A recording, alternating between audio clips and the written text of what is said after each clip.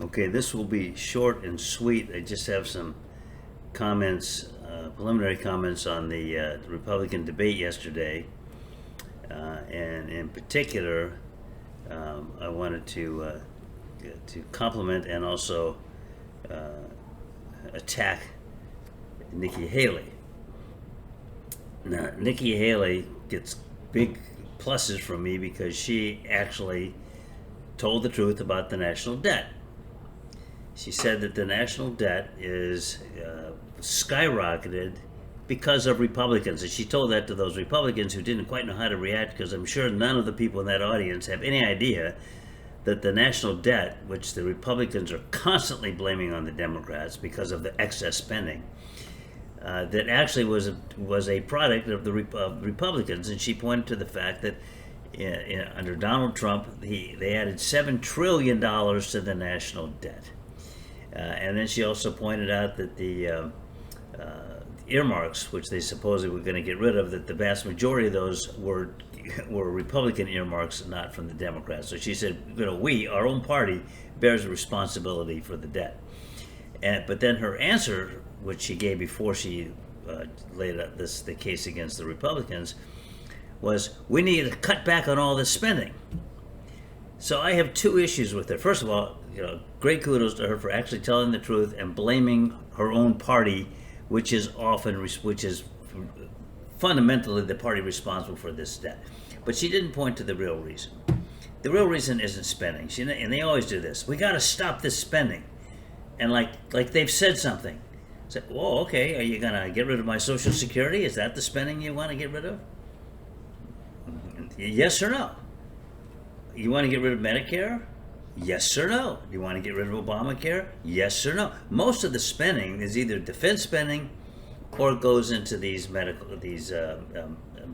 related programs. That's where most of the spending is. So is she talking about getting rid of that spending? There was a lot of spending during COVID. That came from both Trump and from Biden, and that was to a large extent. If we hadn't done that, this country would be in a recession, possibly a depression. So what spending does she now want to cut? Because the COVID spending, that's pretty much gone. What spending would she cut now? Does she want to cut the infrastructure spending? I think we kind of need that.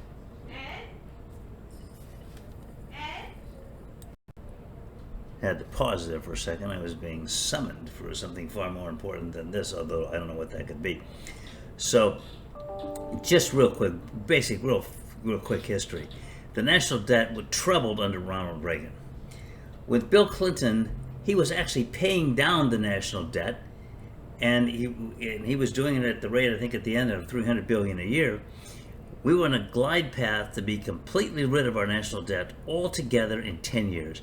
If George Bush Jr. had just left things alone, we would have been out of debt completely by the year 2010. Instead, Ronald Reagan did what? He did the same thing that Herbert Hoover did. He did the same thing that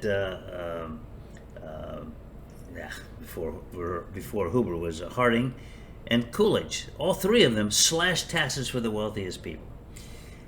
Then Eisenhower didn't do that, and we had no debt under Eisenhower.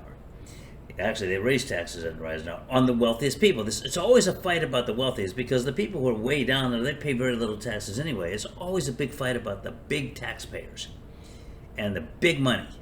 And wealthy people, and more importantly, wealthy corporations who get all kinds of tax write-offs, like the oil depletion allowance, which is that's one of the reasons that's a sacred cow for these Republicans, because they get all their money from the oil companies. Or at least let me put it this way: the oil companies contribute almost exclusively to Republicans. So it's always about taxes, not about spending. She's not going to get rid of the infrastructure spending. What about the CHIPS Act? We're finally bringing the chips manufacturing, because of government subsidies, back into this country. If not being in this country, or most of the chips that we relied on everywhere in the world come from one company in Taiwan. And if China ever were to take over Taiwan, that'd be the end of that. They'd have control over the worldwide chip market. We have to get that back here. So does she want to cut that spending? She didn't say a word about that. What about the spending towards the environment? the government is investing and subsidizing companies to make solar and wind energy and batteries, and the automobile companies, and subsidizing automobile companies purchasers who purchase battery-driven cars because they're concerned about the environment. Does she want to cut that away and get rid of that as well? It's not about spending. It's about income.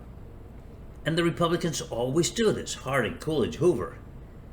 And then we fast forward to Ronald Reagan, slashed taxes for the wealthy and trebled the national debt. Because they never cut spending that helps people. I mean, they always want to cut spending. They never cut spending that helps the military, because military spending, by and large, helps big industries that provide all kinds of equipment to the military. And I know about this because my dad was the chief of contract law for Military Airlift Command for many years. We used to talk all the time about these monstrous multi-billion-dollar contracts that my dad had to approve that were pushed by Republicans all the time. Democrats do it too. You have to have defense spending, but how much money is spent on defense is the question. Ronald Reagan wasted billions and billions of dollars on that ridiculous Star Wars thing that never worked. So Donald Trump wanted to spend billions, if not trillions, of dollars on this ridiculous wall, which even the Republicans wouldn't go along with that one. So but you have to have the funds coming in, and Republicans are always looking to slash taxes for the wealthy. But what happened with Bill Clinton and George Bush Jr.? And I like George Bush Jr. So does Bill Clinton. They hang out. They have great personalities. But he did that. It was. I felt like I'd been kicked in the stomach when I saw what happened. He came in, and not only did he cut taxes, but he took this existing surplus and he started giving that away. He gave I don't know how much he gave, but it was a lot of money to his brother to encourage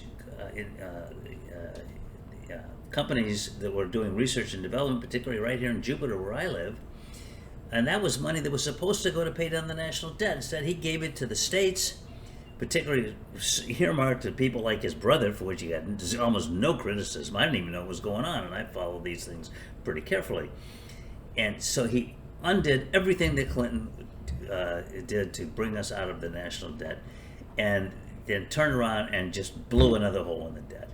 And in the process, brought us to the verge of collapse on the banking industry, which also Ronald Reagan did the same thing, and we could go over and over this. This goes all the way back, actually, to Taft. But so she was being dishonest. She should have said, the Republicans did this because, not only because of the necessary spending, that spending was necessary, but they cut the funding, they cut taxes which are necessary to fund that spending. That's what she should have said, and she should have said we need to go back and raise some of those taxes and use that money a la the Bill Clinton model. But if she did that, then she'd just be a Democrat. And so you can't talk sense, as I see it from the Democratic perspective. You can't talk that to a rabid Republican crowd without being booed off the stage. So she showed a lot of courage in blaming Republicans for the spending, but she showed no courage whatsoever in talking about the what spending cuts she wanted to make, and more importantly, about the effect of these tax cuts. So I was happy to see she was by far the best spoken person on the stage, but I was disappointed that she still went with the same old Republican party line. So there you have it. That's just a brief comment. I'll have lots more to say about the debate and other things as we move through this period in our history. Well, that sounded deep, didn't it? Okay, I have to go watch Donald Trump be fingerprinted and mugshot.